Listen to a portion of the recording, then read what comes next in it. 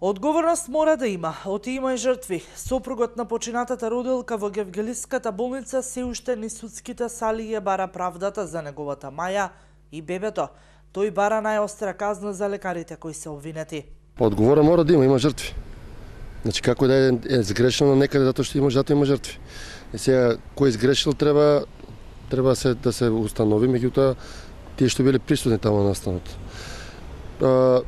Тоа јас би го споредил кога ќе тргне некој на пат без кошници.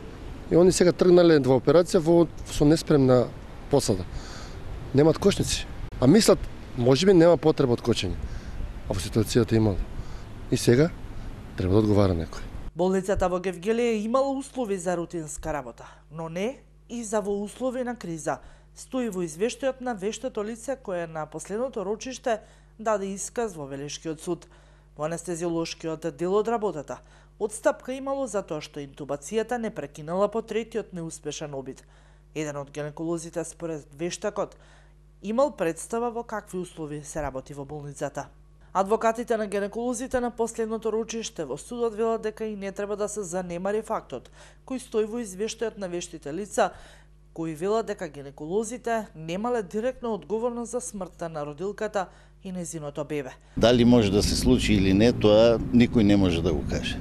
Што значи дека основно за нас докажано беше дека нашиот клиент не направил ниту една повреда на медицинското лекување или превземање на било какво лекување кое ќе му наштети на сега починатата кадива.